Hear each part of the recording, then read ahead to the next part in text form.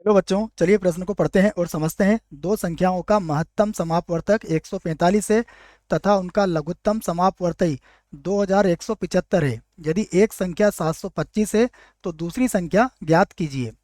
प्रश्न को हल करने से पहले हम प्रश्न के लिए मुख्य अवधारणा लिख लेते हैं। तो इस प्रश्न के लिए मुख्य अवधारणा, जिसकी सहायता से हम इस प्रश्न को हल करेंगे। मुख्य अवधारणा में हम एक सूत्र को लिखेंगे जिसकी सहायता से इस प्रश्न को हल किया जाएगा। तो यदि हमें दो संख्याएं दी जाती हैं, तो दो संख्याएं मान लीजिए ए और बी है, तो दो संख्याओं का जो गुणनफल होता है वह उनके महत्तम समापवर्तक तथा लघुत्तम समापवर्ती के गुणनफल के बराबर होता है। तो मैं सूत्र को ऐसा लिख देता हूँ, एलसीएम ए कॉमा बी गुणा एचसीएफ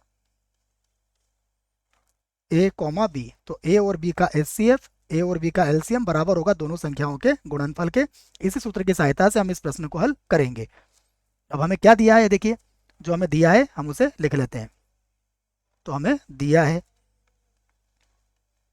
सबसे पहले एक संख्या दी हुई है, तो एक संख्या, एक संख्या हमें दी हुई है 725। उसके बाद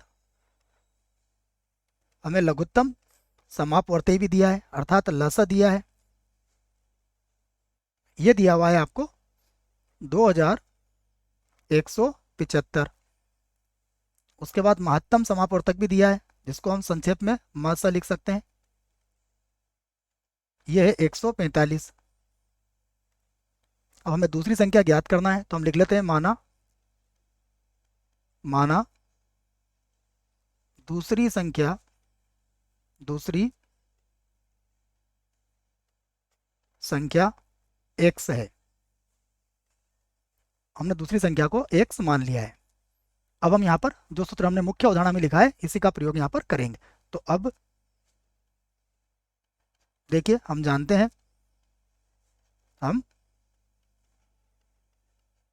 जानते हैं, यहाँ पर हम सूत्र लिखेंगे जो मैंने यहाँ लिखा है, a कॉमा बी बराबर होता है एलसीएम, ये a गुणा बी है ना बच्चों, a कॉमा बी अगर बोल दिया तो a गुणा बी लिखा है मैंने, एलसीएम a कॉमा बी और फिर गुणा एचसीएफ, ये होगा a कॉमा बी। ये सूत्र का प्रयोग हम यहाँ पर करेंगे। तो इस सूत्र की सहायता से देखिए अब ये क्या बन जाएगा, हम इसको इस प्रकार लिख लेते हैं। तो सबसे पहले हमने पहली संख्या कितनी है हमारे पास 725, तो 725 और गुणा किसका कर देंगे हम इसमें, x का, बराबर ये हो जाएगा एलसीएम 725 कॉमा x और गुणा एचसीएफ, ये है 725 कॉमा x का। यहाँ से हम क्या करेंगे, x का मान निकालना है हमें। तो x बराबर, देखिए हमारा जो लघुत्तम समापवर्ती है ये कितना है 2175, ये लिख लिया हमने 2175, गुणा ये कितना है 145, तो इसको लिख दिया 145 और बटे में कितना आ जाएगा, बटे में आ जाएगा 725। देखो अब जो कट रहा है हम उसे काट लेते हैं। तो अगर आप ध्यान से देखें तो मैं इसको 5 के पहाड़े से काट सकता हूँ। ये 5 के पहाड़े से कट जाएगा एक बार, 4 बार और 5 बार, 145 बार।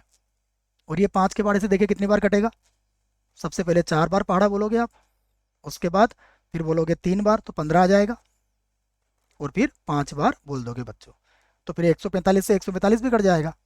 इसका अर्थ क्या हुआ कि हमारा उत्तर आ चुका है। तो बराबर, एक बार और मैं इसको बराबर यहाँ से लगा देता हूँ।